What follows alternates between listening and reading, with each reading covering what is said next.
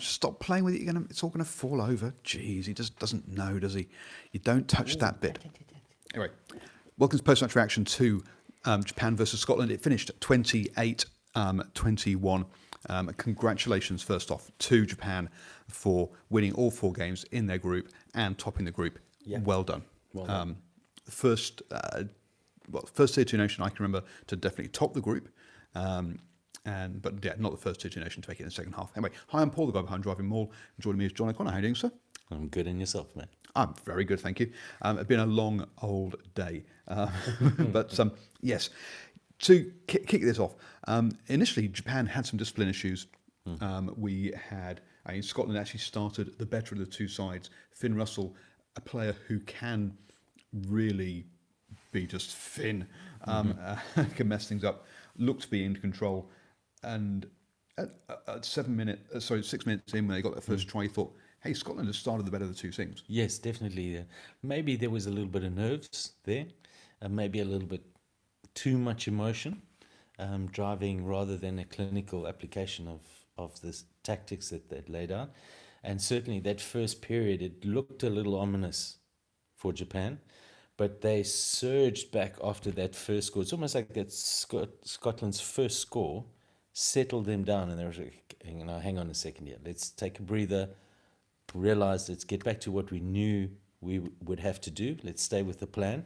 And once they started playing, we were treated to a really special match. And to me, so far the match of the tournament. Oh, yeah, absolutely. And it was a special match.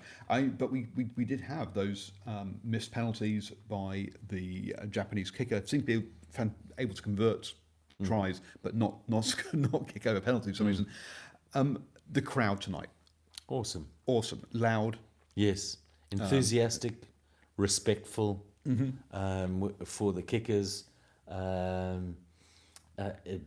partisan, rightly so, when their player was being pushed around, got stuck into the Scottish player was pushing around their player, but not over the top. Yep.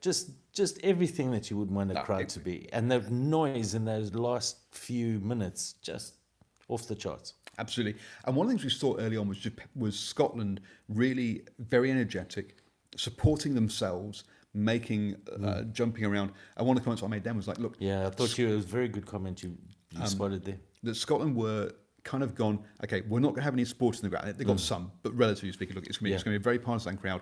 We need to support ourselves. We need to be very energetic. Yep. We need to, and you could see that from them to each other from there. For them, though, you can't support yourself once you've once you've had a couple of tries go against you and the scoreboards against you. And that's what happened in that first half. 3 tries. A lot of people talk about Madashima because, hey, he's the guy that's getting a lot of the tries. But the man really, and was man of the match, was the winger on the other side. And just so I don't say his name, let's bring it up. Fukioka was the winger on that side. I am so sorry. We'll bleep that out.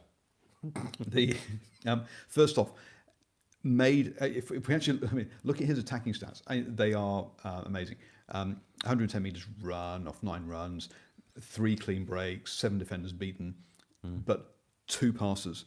One of those for a try. Only 2 passes. 2 Madashima. Amazing.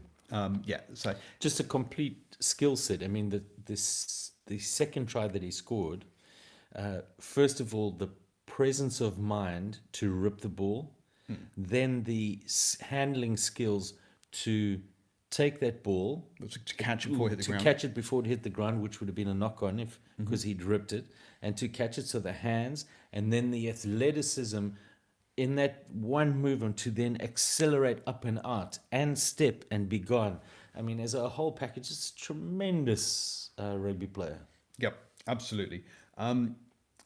He did very well.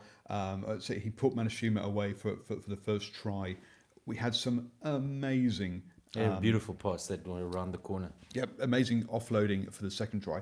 But some of the things that we talked about, that we were chatting about during the game, Japan played very much one-out rugby, but in a very fast pass style, a very fast rucking style, and also cut back in a lot. Now, I think there were you were talking about it was about shortening the defence to create space out wide. Yeah, I think what they were trying to do is, I think they clearly realized that there was a weakness in that 1-out channel. So the defender, knew the player. Finn Russell. At 10, not the greatest defender. So they targeted him and they ran in that channel continually. And they also had a lot of inside balls, and even their tight forwards were offloading. By the way, as an aside, the handling skills we saw from both teams, wonderful, right? And huge credit. Let's talk about that later, about the credit, where that should come from, where that should go for what we saw in this game. But they were working the ball in that channel and I think that what the plan was to shorten the defense and to tighten it up and then go wide. So to penetrate there and get across the gain line and suck. So if they're coming in, here's the ruck, and they're attacking in this narrow channel, and they're penetrating through what is not an aggressive tackle by Finn Russell, getting across the gain line and pulling the outside defenders in, and then going wide. And they were prepared to do it again and again and again at speed. And where Scotland one of the things I think allowed that speed, again, one of the reasons I think why they kept there as well, was that they kept bringing the ball back to defenders, back to where the pack is, back to where they've got cleaners, back to where they could keep the ball quick, because they were all about having that quick ball. And so I think part of it also was about staying near your clearers, near your support players as well. And where Scotland started having success in the second half, you pointed it out, is how the tackler managed to start holding up the ball carrier. So that they turned a couple of what could have been rucks into mauls and turned the ball over. And then once Scotland started holding the ball and trusting their own handling and going through multiple phases and not continually just kicking the ball away, right? You saw how capable Scotland is of playing a ball in hand, wonderful, expressive game of rugby. But to come back to the defence piece there, we talk a lot about slowing the ball down. And so what Scotland were doing was they couldn't get a jackler or get a second player in there to slow the ball down on the floor. So they hold the player up. That's it. That slows the ball down and lets the other people reset. Sometimes you hold them up long enough that actually you even get the turnover because it's a maul and you get the scrum. But yeah, both sides. I mean, one thing about these two sides is I did a long car trip with a guy called Stephen Harris, who talks Radio Sports rugby commentator, who's like, Paul, which one of these two teams is going to have the better of having wet weather rugby? Because obviously, because of the tornado. Typhoon. That's what I'm for. For me, neither. Both these sides like to play fast, passing rugby, exciting rugby. They're not teams that neither team wants wet weather rugby. So I don't think either side would benefit from that. And I think obviously we saw, but put two exciting teams together, you get an exciting game, and that was brilliant. Yeah, I think, you saw Laidlaw starting the game off with the box kicking and the sort of Northern Hemisphere style. Somebody passed me a sleeping tablet now. Actually, I don't need it. Let's watch the paint dry style of rugby. But then a real game broke out, and lots of credit to Scotland. I mean, they could easily have rolled over and given up, really. And they went for it. They went for it. They held the ball and they went for it. And some of the tries that Scotland scored were amazing. We both thought at 28-7. 28 was game over. Yeah. In fact, I said to you, game over, right? But no. And they came roaring back. I mean, WPNL bashed over for one. Ferguson went over for after a bunch of offloads that made it at 28-21 and made for a fantastic What was the finale. one that all the tight forwards were involved in? That was probably Ferguson one way. Oh, amazing. Oh, sorry, Ferguson. Sorry. Yeah. There were three offloads in that one, which was fantastic. So A, great support lines, B, forwards doing it, and you want to say something about? Yes, I think a great deal of credit needs to go to New Zealand, because we were seeing Northern Hemisphere tight forwards offloading the ball in the tackle, right? And penetrating because of it. And not only were they offloading, so it's not only the player that makes the offload, but they had tight forwards running lines onto the offload. It's not enough to just, You can see this sometimes in players trying to get the offload, but there's nobody there, right? So the players were running lines. So your tight forwards offloading to their fellow tight forwards that were running lines, and they scored a try from it, and they got across the advantage line. Now these are serious rugby skills in contact to do that. When rugby is played, and it's not just about the offloading, it's the ball in hand, right? And being able to run into space, because if you run into contact, you can't offload, right? So it's underestimated, for instance, Sonny Bill Williams' ability to get his body into space, even though he might be hit, to get into space to be able to release his hands, right? So a huge amount of credit needs to go to New Zealand, because it was 8-9 years ago when New Zealand started working with their tight forwards. The Crusaders players were the ones that really started it to begin with, right? The Crusaders forwards, and then I think they started there because there were a lot of Crusaders tight forwards in the pack, right? And so you started seeing New Zealand tight forwards with the skills to offload in the Brodie Retallick, Moody, a whole bunch of players being able to do It's that. twofold. One is the fact example that players can do it, which is what we've seen from the All Blacks. Two is the New Zealand coaches in the Northern Hemisphere pushing that as well, and hence, and it was, I want to say Vern Cotter, but I think that's wrong. Who was the? I'm trying to think. Vern Cotter was before the current Before coach. Townsend, yes, exactly. So Vern Cotter, the New Zealand coach, before Townsend, helping sort of put them in. But the point being, this kind of way of the fact that you would even think tight forwards could play like this was never even dreamed in rugby, right? Yep. But actually, the forwards will always say that's where the brains in the game are, right? And the fancy Dan backline players just score the points after the forwards do all the work. But rugby, the game that we saw tonight is just wonderful. And you can have different styles of playing the ball in hand, right? But the point being that everything that we would like to see rugby become, we saw in that game. We did. Some stats to show that. If a team gets 100 tackles, we say that's quite a lot of tackles. All right. Japan, 104 tackles. They attempted 130. 80% tackle rate. Okay. That's what Japan did. Scotland, 157 tackles, attempting 190. Now, the fact that both sides got over 100 tackles shows you there was a lot of rugby played in this game. Long periods of ball in play, not a lot of stoppages, a quick attacking, wonderful speed. It was terrific to watch. Now, there's been a comment in the chat, Thomas English. Thanks for saying that about the refereeing. Yes, thankfully, refereeing isn't a conversation or a main topic from this game. There was one point of controversy in this one. How ironic that you're going to make it. I am. After all of your whinging about everybody else whinging, briefly you are going to whinge. So Johnny Gray in that first half tackled Horry, and there was contact between his head and Horry's head.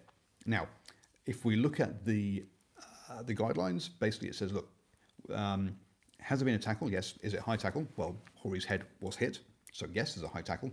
Was the head or was it head or shoulder that made contact with the head? It was head, which then means, is it high or low danger? So it should have started off as either yellow or red. The fact that and then mitigating lets you take it down one level. So if you say it was low, you can take it down to a penalty. That was at minimum a penalty because of that. So I think Johnny Gray got a bit lucky there. You were happy with him with saying it was just a rugby incident. Look, I don't know the nuances of the law well enough to say, but I thought possibly what could be happening here is that he came in to make contact with the shoulder below the head. And what happened is his head and their heads unfortunately got in the wrong way and they made contact. So it's not like what they would call targeting in the NFL or college football, where you lower the helmets to make contact with the other helmets, right? So it wasn't that. He was coming to make a legitimate tackle in the right area, which was around about here, and the unfortunate clash of heads. So I thought maybe that's a difference. They don't see it as making contact with the head if you do it with your own head, because that's stupid. Nobody does that, right? Well, she shouldn't. However, the point of all of this drama that's been going on is to drive player behavior. So 8 years, 10 years ago, whenever it was, when they started addressing the issue of people in the air being tackled in the air and landing on their necks and heads, very, very dangerous.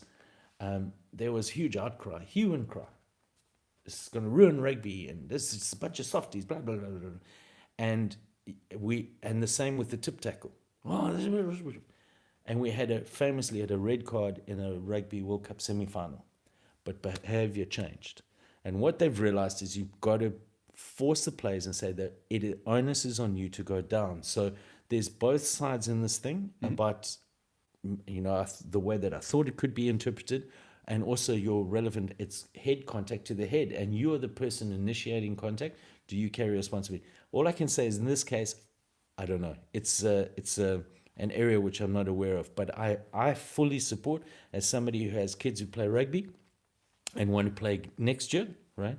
That I fully support the drive, because remember, this is to all the old school, and I'm old school, come from different time playing rugby, and it's to drive player behavior, not in this game, because the guy gets hit in the head, it's too late for him, right? It's already happened. Yep. It's to drive everybody else, go down, right?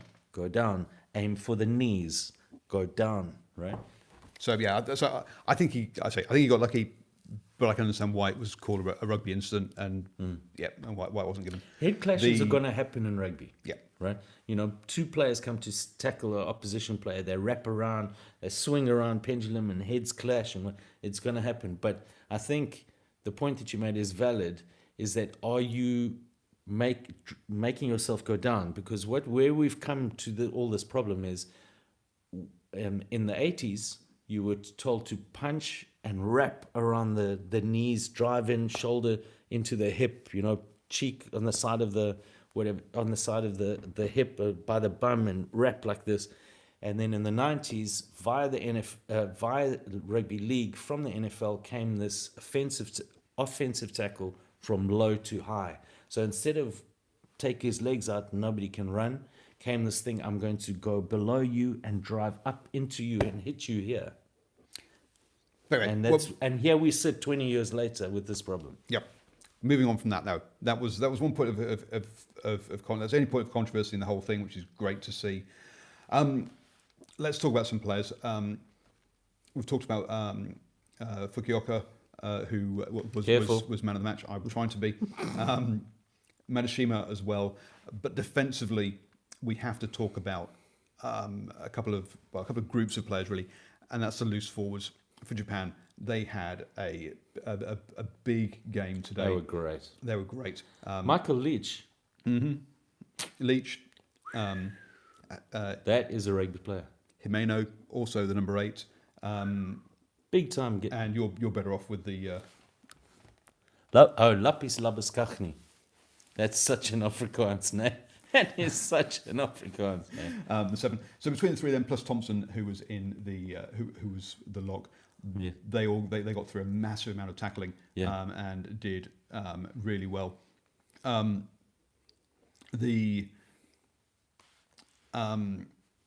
then equally on the other side, I mean, Bradbury, Jamie Ritchie also had a fantastic game today, in a way that he. What my friends at the Blood and Mud call shithousery. He was very good. He was very good. He was, in some ways, he kept them in the game. But for him, that would have been 40 to 50 plus, somewhere in that range, blowout. And a number of times he saved them, as we've seen good open siders do, from seeing tries in front. Under the poles, easy conversions, 7 points in a way. So he made a massive difference. And then Johnny Gray, 25 tackles, non-missed. That guy never misses a tackle. Fantastically done by them. Can I just make a comment on the Scottish team? Mm-hmm. I've long said that I love the way Scotland plays rugby. Oh, yes. They play a wonderful brand of the game. And the way that New Zealand plays is a continuation of the DNA of Scottish rugby. There's so much influence, especially on the South Island of New Zealand. There's so much Scottish influence. You see it in place names, you see it in family names. You see it in the only other place in the world where the word "we" is used for not the toilet but small, right? And you have the Highlanders. They gave the Lions a sword, a claymore, as rather, whereas all the other provinces were giving them sort of Maori gifts. You saw Yes. Highlands giving a That's So yeah, right. it's So there's a huge effect of Scottish rugby and its influence on New Zealand rugby, and that DNA runs through their ability to ruck the two best rucking teams in the world, both in the days of using your studs and now. The two best rucking teams, I think, are Scotland, I think, is the best rucking team, and then New Zealand, the idea of moving the ball, they're brilliant. But the issue that Scotland has, and it's not something that you can point at the coach, you can't say this, they are well coached, they play great rugby, they have skills, they just simply don't have the units, they don't have the athletes. And in some cases, I was looking at these Japanese forwards, and they looked bigger and stronger. And I'm not talking about an Afrikaner that's sitting in there at blindside flanker, or Michael Leach that has some Maori stock, I believe in him, right? I'm talking about natural-born Japanese players that look to be stronger and more muscular than some of the Scottish players look really fit, but they just don't have. You mean that Hogg is world class, but they just don't have enough of, if not first choice in a world team, somewhere sitting in the top 5 when it comes to the pure athleticism. So they're playing good rugby with good skills. They just don't have the impact. Right. Yeah, we were watching obviously the Spark Sports coverage, and one of the things they put on the coach wall there was how well Hogg was contained, and how Leach and other players were always targeting and looking at Hogg because they knew he would be part of what was going to happen. And we could see it in the stats. But here's the thing: if you have Hogg, and you have this one world class player in the back line, you can target him and you can hold him down. But if you have multiple threats in the back line, right? So this is the problem that Australia now are facing, for instance, by leaving Israel Folau behind, right? Is that they now don't have multiple threats in their back line that people have to watch. So they only have to watch Hogg, they make sure they contain him. But if you've got multiple threats in the back line, like say New Zealand does, right? So now you've got not only Bottom Barrett, but you've got Sevu Reece, right? Yep. You've got, who I think is criminally underrated, is Anton Leonard-Brown, right? You've got all George Bridge, right? You've got Sonny Bill Williams who can offload. Now you've got multiple. Now if you double team and make sure you contain one player, you now leave opportunities for the others. And what Scotland doesn't have is just a number of other players to then take that extra bit of space and make the opposition really pay. And so for the Scottish fans that are out there, you can be tremendously proud of your team, right? This is not a team where you can look at. I mean, I'm a South African team, a South African supporter. I've wanted to pull my hair out at times, knowing that we just badly run, badly managed, badly coached, whatever. All of the structures look to me to be well in place for that Scottish team. You just simply, unless they're, things like leaving Hugh Brown, for instance, was a mistake, or unless they've and I don't know Scottish rugby well enough, unless they've selected really poorly, I don't think you can look at this Hugh team. Jones. Hugh Jones. Not Hugh Brown. I was Hugh wondering who you were Jones. talking about. Hugh Jones, yeah. Unless they've Jones, Brown, Wales, Scotland. Unless they've selected really poorly, I can't see where you look at this team and go, "Oh, we could have done this better and that better and whatever." They are a team that you can quite legitimately be proud of. Yep. And there's some comments in there about stuff that's happened off the pitch, about cancelling games, all that kind of stuff. We're going to stick to the rugby, and because we enjoy the rugby and we're going to talk about the rugby. We're not going to talk about the politics behind this game, folks. So just to let you know. So Hogg, just 2 defenders beaten, 0 clean breaks. That's an amazing amount of work by Japan to restrict him like that. I'll just say this one thing. If you're organising a drinking party at a brewery, I do not suggest you call the IRB and ask them to project manage it or World for Rugby you. as they are nowadays. Yeah, or World Rugby, whatever they're called. If you're doing that, I suggest you get DrivingMaul. get your auntie Veronica, right, to get some paper hats and coordinate it with your Uncle Simon, and I think they'll do a better job than World Rugby. So, other players I thought were pretty. Seymour, a guy, good try scoring record for Scotland, was relatively anonymous. Didn't see him much, which again, that's down to Japan's defence rather than necessarily Scotland's shortcomings. They just didn't get to Darcy Graham. We saw him occasionally, but not very much, but generally chasing kicks. But I thought Finn Russell generally had a decent game. But yeah, the back three of Scotland that are dangerous just didn't get into this game today. You compare that to the back three, or actually more the 12, 11,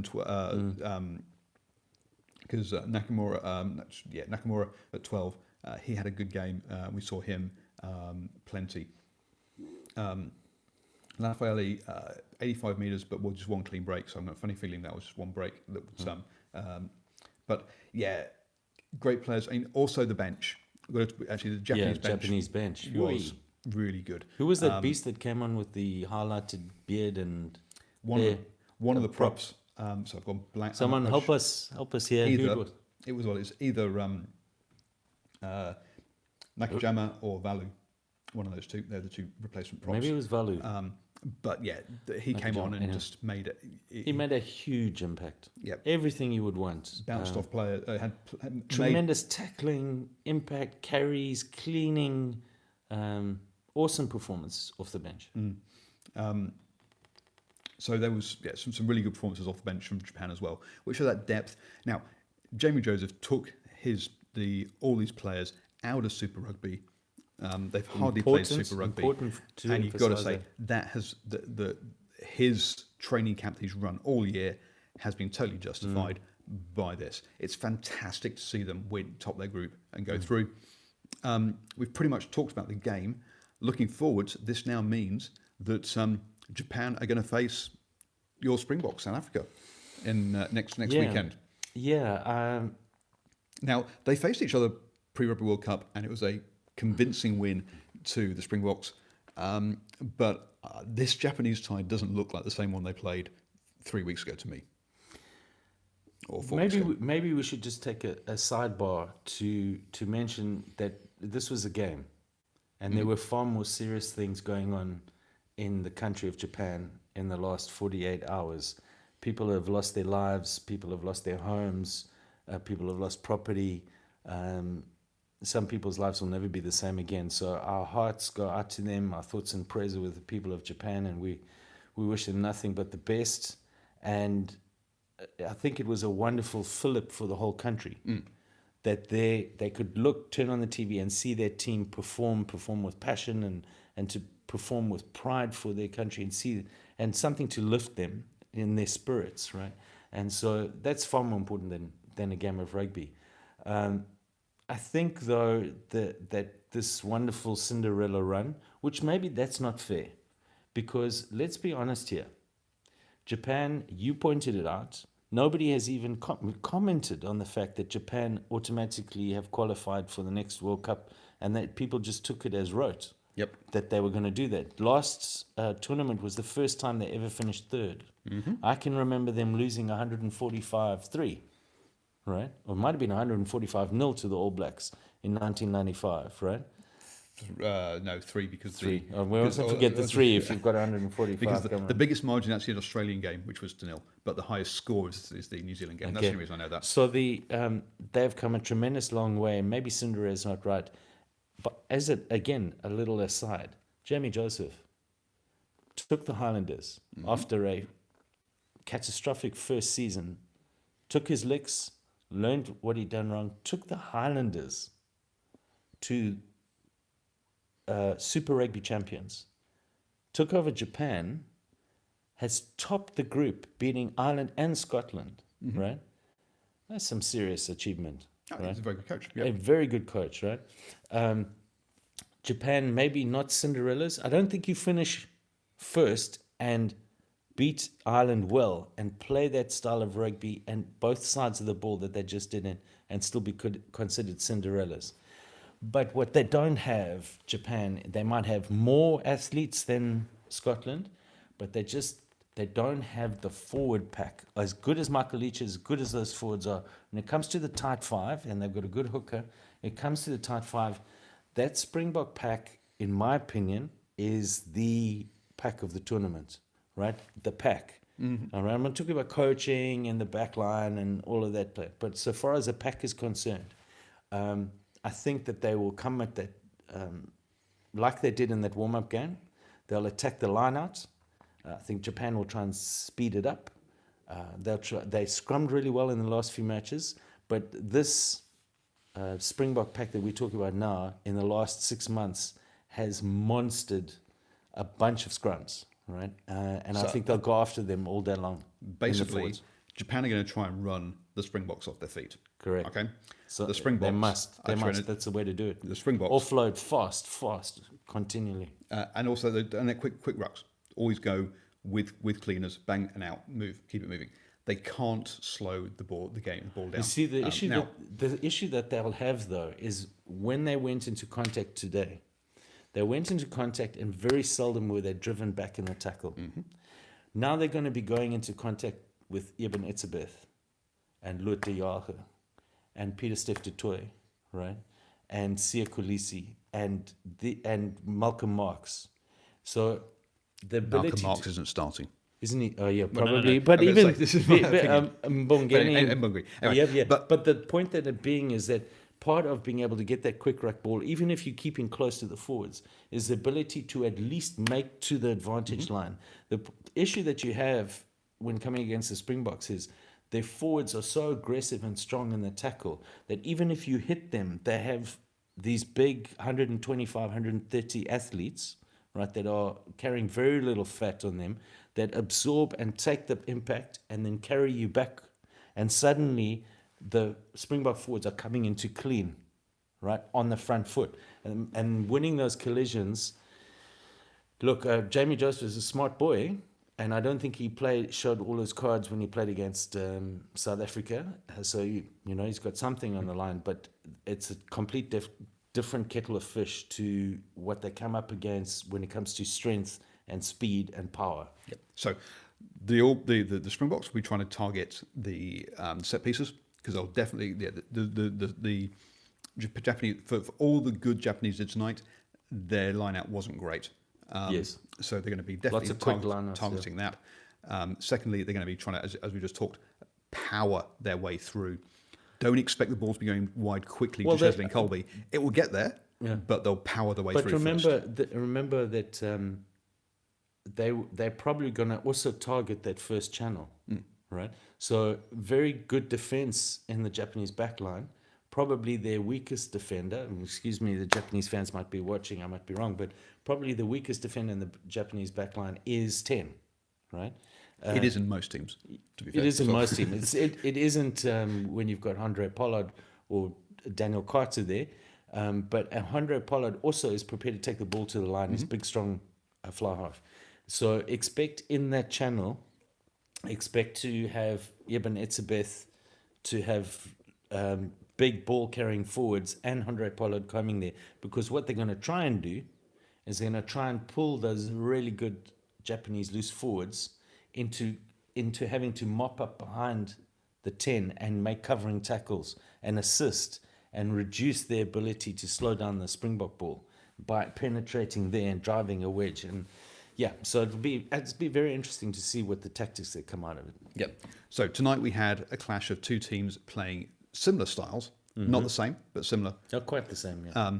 Next weekend we're going to see a clash of styles. Yes. Between for Japan and South Africa. It's going to be really interesting to see. I really do wish that rugby was played in places like South Africa and England in the way that we saw played tonight. I personally believe that you can do both. I personally believe that and I loved what Jamie Joseph said about building the confidence in the players to play that way. I personally do believe that these big, super strong athletes can play that way. If you coach them and you encourage them and you give them the belief and you say you're not going to be, reamed out if you make a mistake. And I think that if those players were playing into space and and not necessarily offloading, but playing into space and trusting their hands, moving the ball, they would be even better, right? And we saw some of that with the Japanese hooker tonight.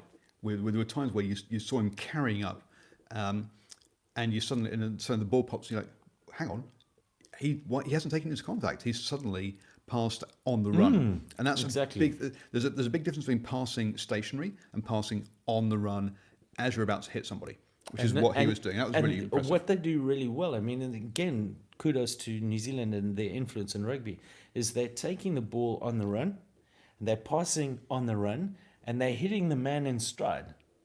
So they're making the pass, and the person's taking the pass, and they're not static. And you're going to say They're running onto the ball. that's what's been done for years. It has by the backs, not by the forwards, and that's the big difference here. Correct. That's a huge difference. So it can be done, and I think it can be done by all these. And this is, and by the way, this is where New Zealand differentiates themselves, is because they will put the ball where the space is. If you are rushing them up, they will kick it into space until you are no longer in that space, and then they will move it. So they are prepared to trust themselves to do both, right? And that's when you get that next level rugby that we're seeing from them. So what's unfolding here is really, really interesting, right? And what we're seeing is the results. And I thought the last 2 World Cups, the best thing for rugby was the All Blacks winning it, because they've smashed that idea that you have to kick also, and 10-man rugby to win World Cups. One of the things we were talking about, the fact that Scotland are a basis and All Blacks are playing a similar style but taken to the next level. And we saw it with Finn Russell tonight. He was trying the missed passes into space for someone to run on to collect. He was trying the kick into space. He was always trying to find space. Find space. But Japan did well. Yes. Particularly on the missed passes to cut those out, and get players into his sight line or into those spaces. The kicking, he at times he got working really well, and Japan got caught out there. But the passing, they really did manage to think about this. To do that. That style of play which Japan has embraced, they use that to beat Ireland, right? So now we've gone from New Zealand completely undermining the idea that you have to that World Cups are won only on defense. You've got to have an average of 70 caps through the team, and you must kick your goals and not make any mistakes and play for territory, whatever. They completely smashed it because they won 2 in a row. The world number 1 team, best ball in hand team across the world, and they've won 2 in a row. And now their influence has affected so much so that a second tier team has adopted that style of play, albeit with the New Zealand coaching staff, a lot of strong influence there. Have adopted that style of play and beaten 2 tier 1 teams, right? And made it to the top of the group and into the final. So now it's not only the top team that's utilizing this, there's the lower teams that say, oh, this is winning rugby, right? We've got to be brave. We've got to maybe bear out the fact that we might have a couple of lean years like the Lions did when they first came back into Super Rugby, but within 2 to 3 years, they were making multiple Super Rugby finals in a row, right? This is winning rugby. Play where there is space. Do not play into contact. Play into space and aim. The aim is to score in 5s and 7s. Yep. Now, folks, I have some bad news for you. There's no more rugby until next Saturday. You've got 5 days, five days of no rugby. So rewatch that game because it was an absolute cracker of a game. Again, congratulations, Japan. We look forward to seeing you next weekend against the Springboks. We look forward to also watching the All Blacks versus Ireland. And remember, Ireland has beaten the All Blacks twice, two out of their 3 games they've played since the last Rugby World Cup. So that's going to be an absolute cracker.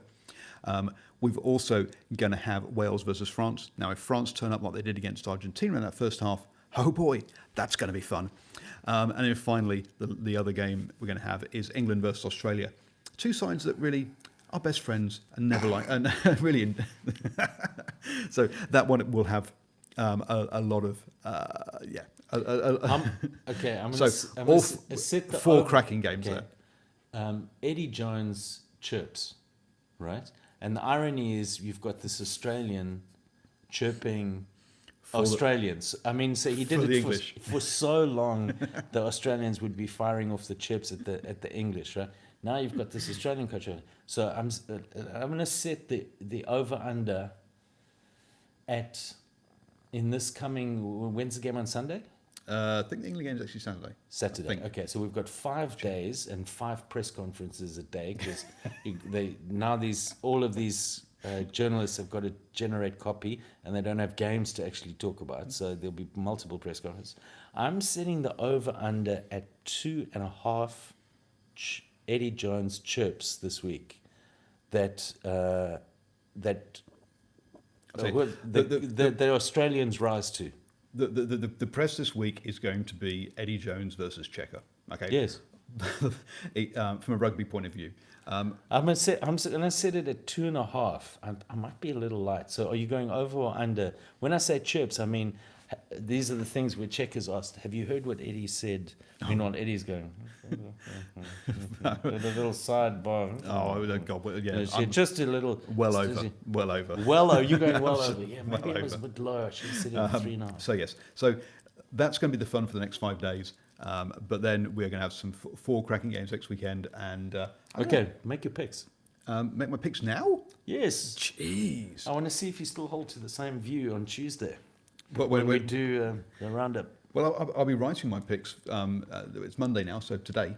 And so check out DrivingMaul.com for Okay, that. England, Australia, come on. England. Okay, why? Look, No, don't just tell me because you wear your white underpants. it's nearly you probably- it's nearly 3 o'clock in the morning. That's Why? all you're getting. If you want to know why, check out the article that will come out later today. Okay, all right. DrivingMaul.com. All Blacks Island. Ireland. No. Look, you can't even say it with a straight face. You Move can't next. even say it with a straight face.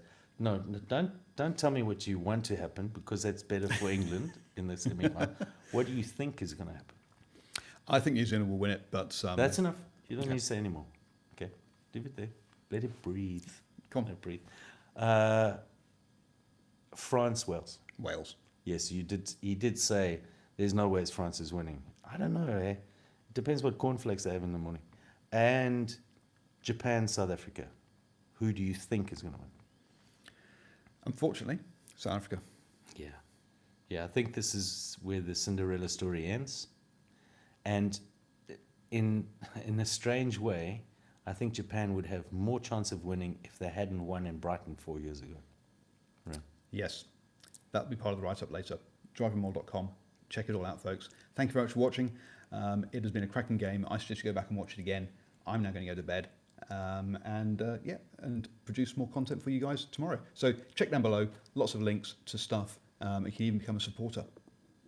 Cheers, guys. Cheers.